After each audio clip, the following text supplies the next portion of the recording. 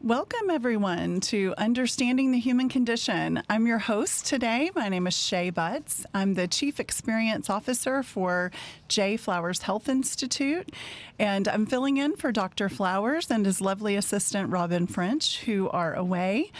This week, we're going to talk about yoga, and we're going to talk about how it can help improve your mental health and your physical health and your overall well-being. I'm pleased to be joined by my friend, yogi and restorative movement specialist, Larry Thraen. Yay, Welcome. Hi, Glad to Shay. have you. I'm so happy to be here. Yeah, I'm glad to have you. Awesome. So I've heard you say this a few times, and I'd love for you to tell our audience why you say that yoga ruined your life. Okay.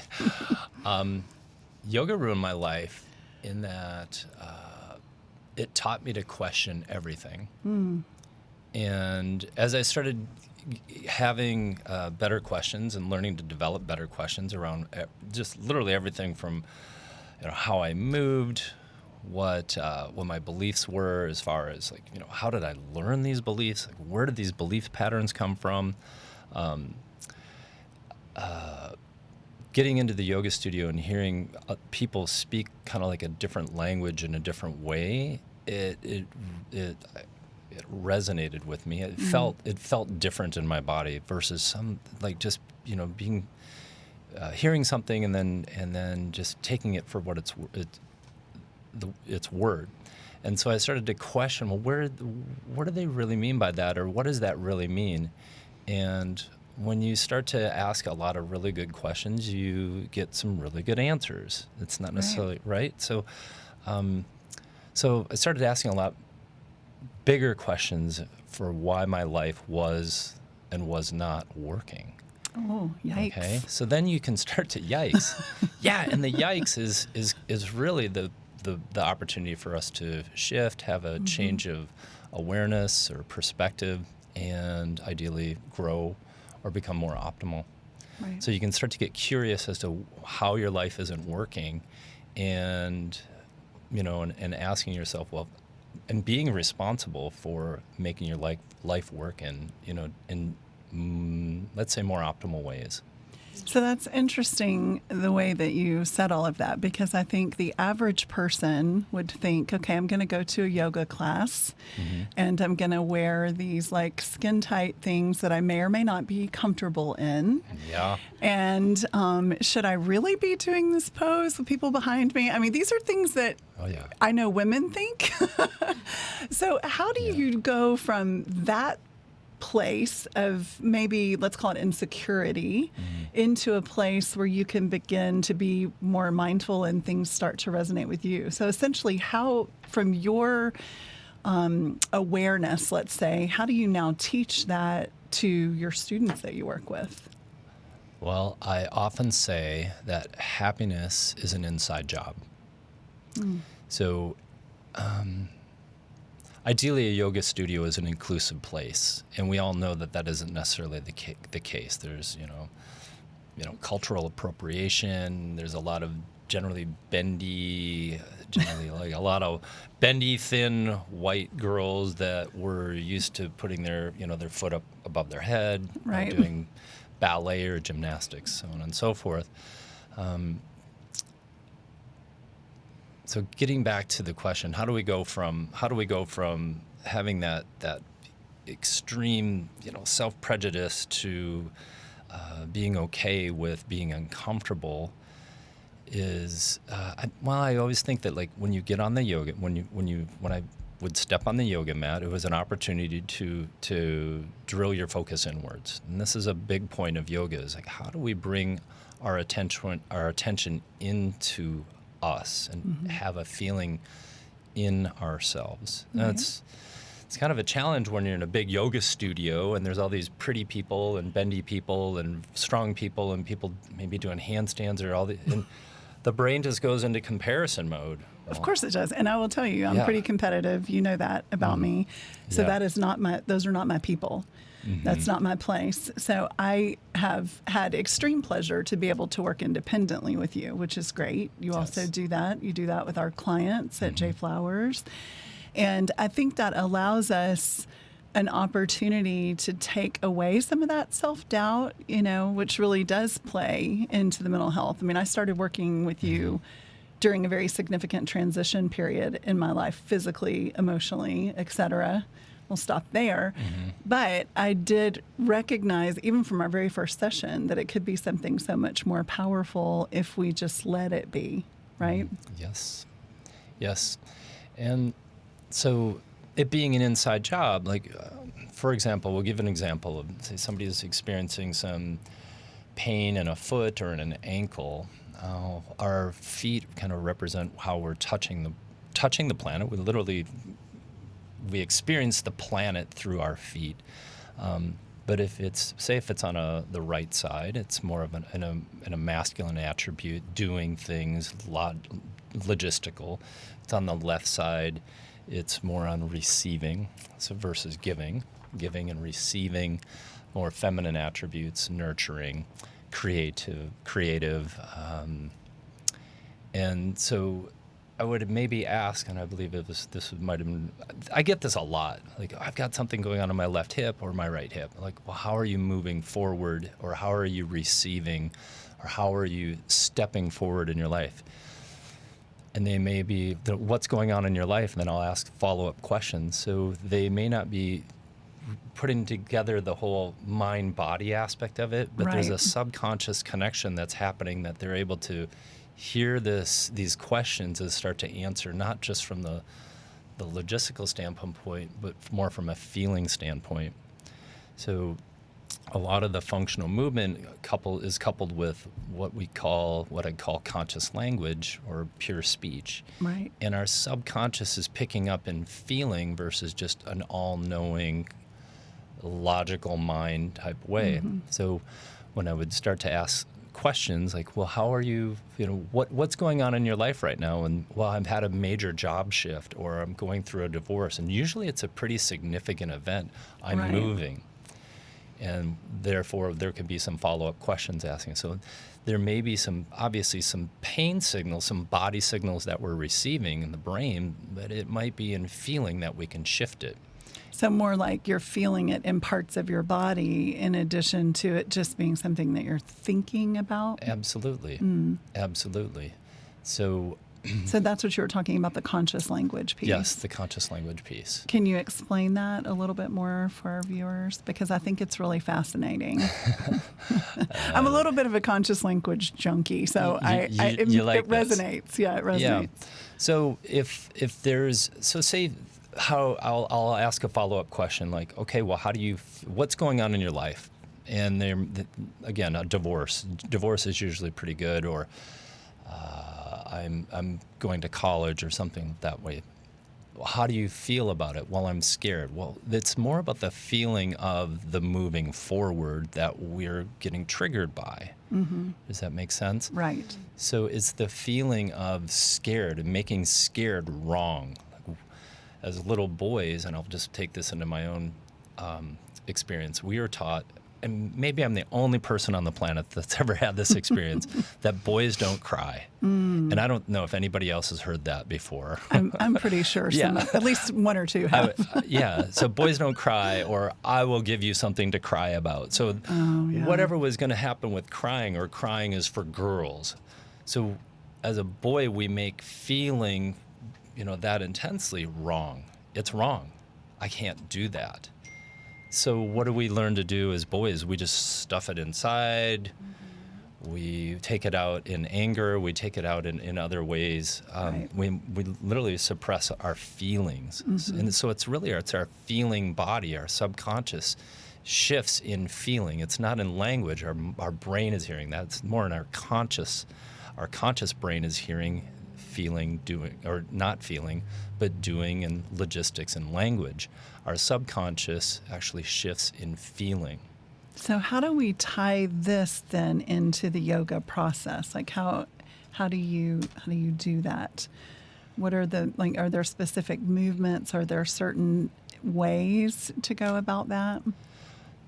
Well, so where I've been finding a lot of fantastic results, especially in the clinical populations, with the J Flowers group and a few others.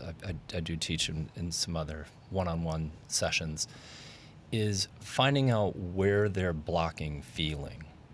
And along with conscious language, we have what we could call body translation. Okay. It's similar to, say, somebody reaching back with their right hand, having a memory of masculine right side, going to the back of their head and having a memory about a male figure in their life. Or maybe they're biting their lip and they're eating their words. They're not they're not an expression. And so there's a lot of body translation that we could I'll see this a lot too when I start to talk to people, and I don't know if this isn't on camera probably, but I'm putting my hands on my knees, and they'll start to rub their knees because they want to run. Interesting. Okay, so all of these, and then what are we really running from? And it's probably it's in feeling that we can catch it, and it's in our language that we'll hear like a subconscious code that comes up in their language. So, and a real easy example of that is people always, and this is great in our culture today because it has a lot of language of codependences. You know what I mean, right? Do you hear? Right? And it's literally in our language that we have right or wrong on deck in Always. our conscious language, always. I don't know if I'm answering these questions, but there are some examples there that hopefully hopefully your viewers will get. Maybe there will be some good questions on this. I'd love to follow up on them. Why don't you give us an example, without names, of course, of a client of ours that you worked with and kind of what they presented with and how you worked with them? Would that? Oh, real simple. Okay. And it's not just one of your clients. It's a real easy one. Just a general client. Okay, in general, and a lot of people have a lot of low back pain. Okay. It's not an uncommon problem. There's back and neck pain, and this can kind of get into, into the general bigger population, and where our posture. So there's things in feeling, and there's also habitual posture problems that people that end up doing laptops and using their cell phones all the time end up what we call slouching. Right. And that these muscles get used to hanging, sorry if the mic is hanging this heavy head off of what is normally supposed to be directly straight up with the shoulders back and the head pressing up. But these muscles get tired. And then they'll go to the gym, or they'll even go to a yoga class, and somebody will say, work on your core. And we just think about Brad Pitt or a fitness magazine and doing more core crunches and getting our abs, rectus abdominis, very, very strong. Well, this is a strong mover, a primary mover in spinal flexion. So if I'm going to get strong at something, I'm going to get stuck here. So I start to get stuck here, and then I go and I pick up maybe some moving boxes, or I'm going on vacation, and people will pick them up in their slouch position. Now these weak muscles are used to holding this body like this, and then you add a sock, a pen, or something, anything heavier, and boom, they'll put a severe amount of stress in their back. So when these pain signals come are presented or in the body, that's usually a pretty strong signal. I'll ask them, well, what have you got going on in your life? And the low back will represent your foundation for survival and basic needs. Like, think Maslow's hierarchy of needs, your right to be here and exist. And many times when people have a significant amount of back pain, they're either changing their jobs, changing a relationship, they're moving, something significant in their life has happened, or they lost a job, financial challenge like a divorce. So their financial security has felt threatened, and so we deal with that. I can deal with that. Obviously, I can deal with that posturally using safe biomechanics and strengthening back extension, neck extension exercises, scapular depression, and all these anatomical terms. But We can also pair that with the conscious language and saying, and I'll give them like a decree or a mantra. I feel safe in my body. My world is okay. My right to be here and exist is abundantly met. I feel my abundance in my life. I am strong. I That's am what you strong. gave me. So there, I am strong. So there, and also the subconscious mind likes to feel things in an already done state versus I'm working on it. Well, your subconscious mind will keep you working at ... Right. We want to decree a thing in an already done state. We want to have arrived. We want to have to be there. There. To actually be there. And here I am using my hands and my thumb. Thumb is a representation of willpower. And so here I am in my will speaking out. Don't point at me like that. No. So low back and neck issues are generally really very, very, very common. And I see that there was, recently an example with a client, and his life had been thrown upside down. And another recent client is currently going through some big challenges and some potential financial distress and, relationship challenge, and it's showing up in their backs. Yeah. Knees generally represent partnership, like how are they moving forward? Are they having a challenging time moving forward with a masculine figure in their life? Also, if it's on the front of the body, on the outside of the body, this would be about other people. If it's on the inside of a crease, it's generally about us. So depending on where the body symptom or the signal is coming up, we can ask questions about, so do you have a male figure in your life that you're having a hard time partnering with? And it'll literally be like, yeah, what? I'll get that a lot. I'll get a lot of just, these are just, they're general patterns that I see a lot in dealing with people on a one-on-one basis. Now, of course, I don't do that in a big class environment because you have to speak in big generalities. One of the things I think has been really, it's been a very unique addition to what we do is adding you in and having you be a part of our bigger process. We do every Friday this big call where we have all of the medical providers and therapists and, you and physical therapy, people like that all join this call to talk about these clients. And the integration between the clinical team and what you're doing, everyone has commented on how profound it has been and how much insight that our clinicians gain from you just by what you observe with the clients. So I think the way that you implement what some would say is yoga, right? I've started calling you restorative movement specialist because I think that makes it honors more what you do with our clients anyway. I know you do some yoga with them too, but not as much in the classic sense.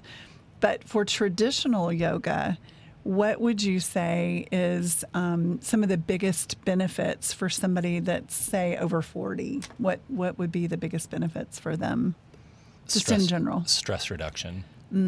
Number one thing. Getting connected and embodied in breathing.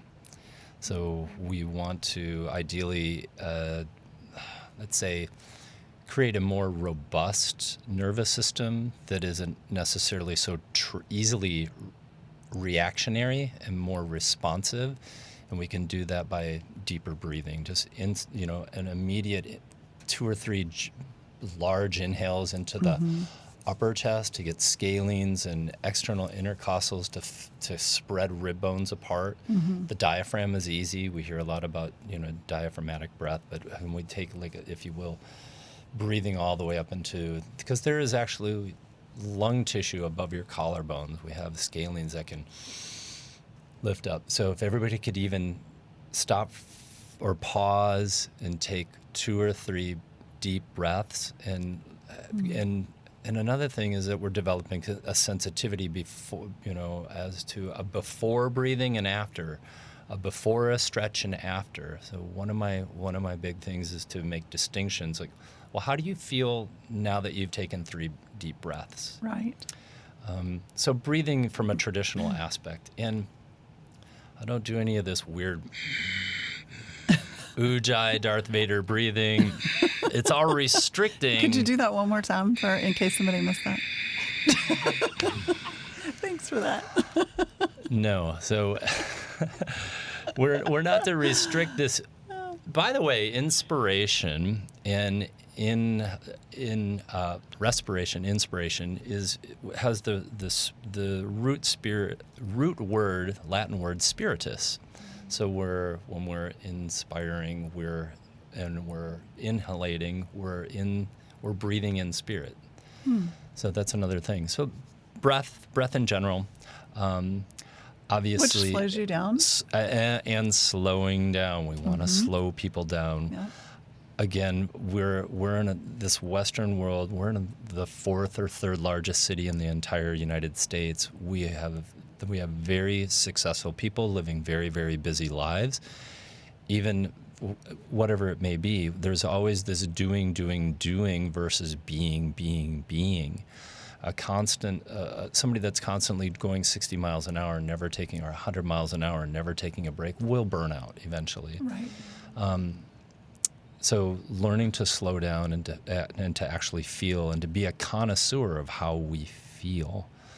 It's similar to being a chef, knowing how to season a meal, right? We want to be able to have that precise awareness of how we feel in our bodies. Again, I'm a huge advocate that feeling is healing. And again, because I was told not to feel or I'll give you something to cry about. That's kind of the big one. It's like, oh my God, no, I'm not going to cry. And we've run away from feeling that much. Sure.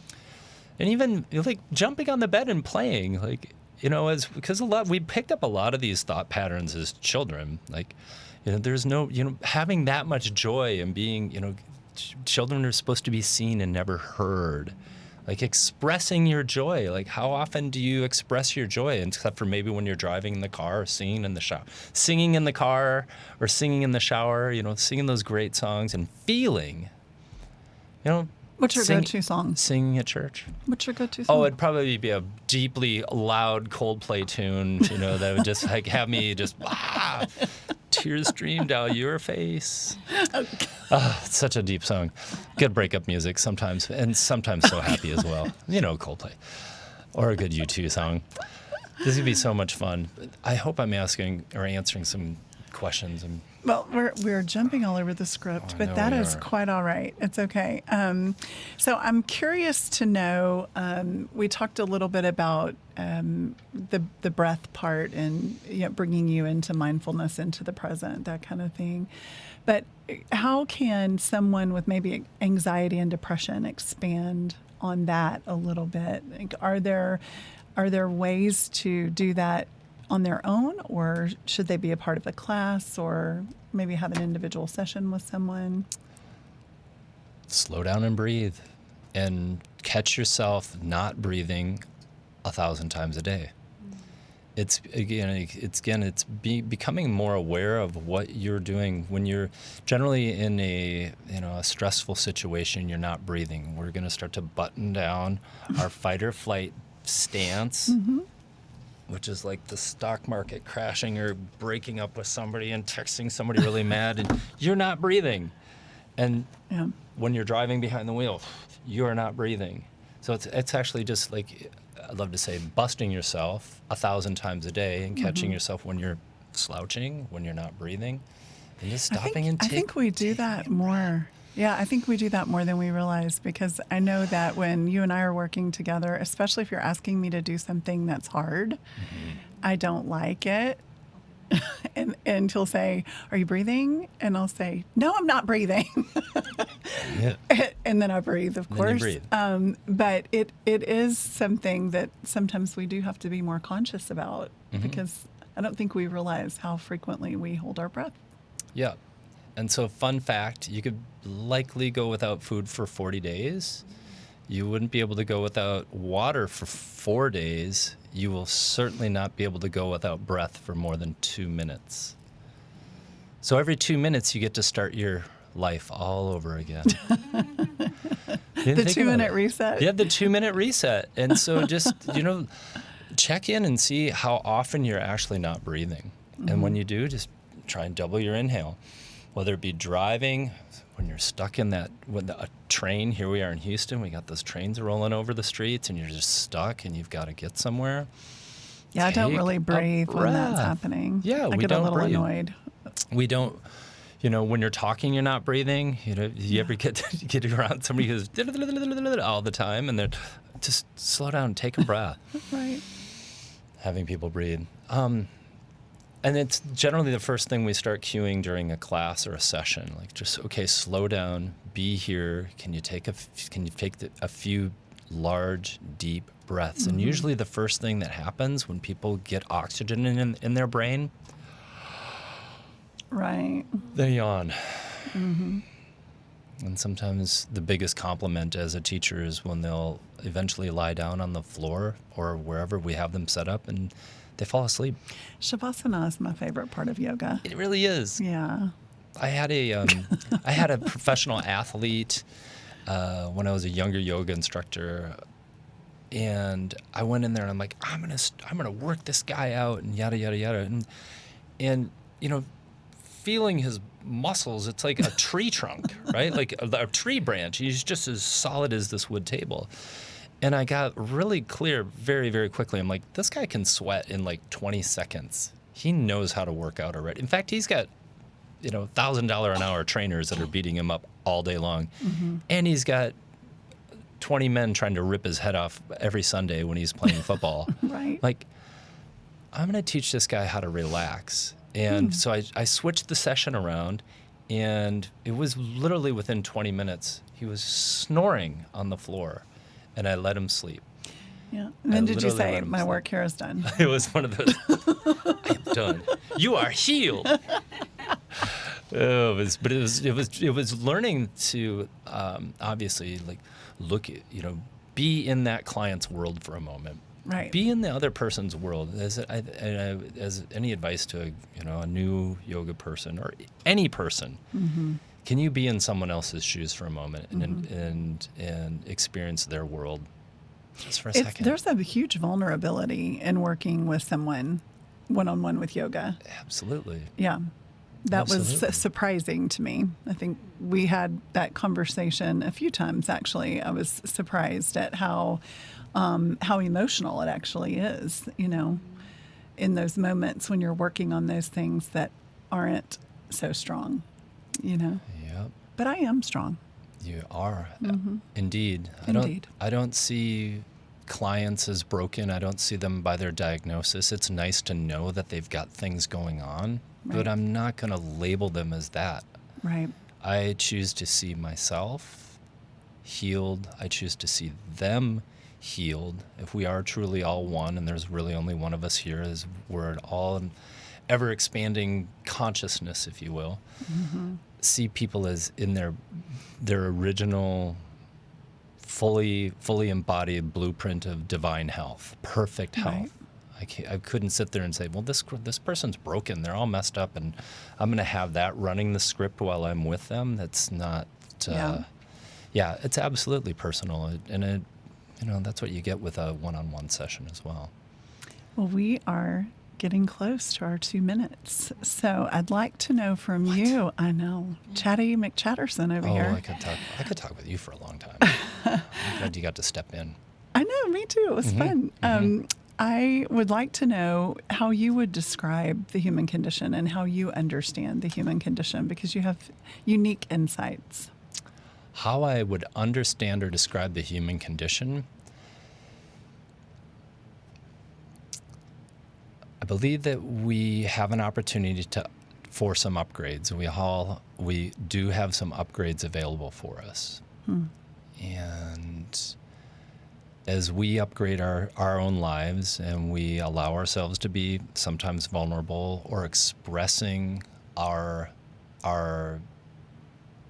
maybe just expressing ourselves, learning to express ourselves again, that we can heal ourselves and heal our planet. Wow.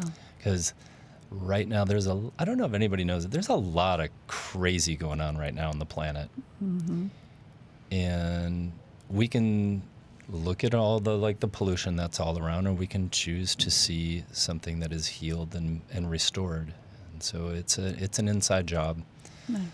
Allowing ourselves to express and be happy it's not always easy. Sometimes you actually have to schedule in time in your morning for your gratitude, writing things down that you appreciate, maybe in the morning, what worked well for you that day or the day before, taking some time out and expressing your gratitude, feeling your own self-love, allowing yourself to be loved, and hopefully loving others. That's nice. Yeah. That's nice. Well, I really appreciate you coming and being on the show today. I'm excited. I love working with the group and all of the wonderful clients. I really, it's an incredible honor to be working with such a talented, brilliant group of professionals with you and the rest of your team. So thank you. Thank you so much for having us here, me here today. Us, all of us. All of us. So if someone watching wants to know how to get in touch with you, what's the best way to reach you? Either the Instagram or the Facebook. So tell them specifically what that Larry, is. Thraen. And I also have a website, theyogaofyou.com. Because it's not about the yoga of it's about the yoga of you. Yeah. How you express and, be your bestest self. Even when you're not your bestest self, you're still pretty badass. Oh, one yoga pose? Would you like? Sure. Yeah, can we do one? Okay. A parting pose? So just one thing to help reset your posture from a slouching. So we're going to do the opposite of let's say, internal rotation of the shoulders. So you take your head up, your chest up, and as if you're holding, let's say, a bowl of soup in each hand, and you're going to dump the soup out backwards, not just with your wrist. This is called supination, but also with your elbows reaching forward. And you drop your shoulders down, and then you take your hands a little wider apart. Good. And we're looking for a strong contraction on the back of the shoulder. Yeah. Yay. It's a special one. I have that one regularly. It's a special one. Yeah. You could also do this on the wall. Whoop. And I usually end the class doing one of these things. Namaste. Well, if you'd like to learn more about J. Flowers Health Institute and what we do and our concierge services, you can go to jflowershealth.com or you can call 713-783-6655. Be sure to mention this podcast. Thank you for spending your day with us, part of your day with us. Please feel free to share this episode on social media with somebody that you think it might be helpful for. And we always want to remind you that a clear diagnosis is key to the most effective treatment. Thank you so much. You will have Dr. Flowers and Robin French back next week.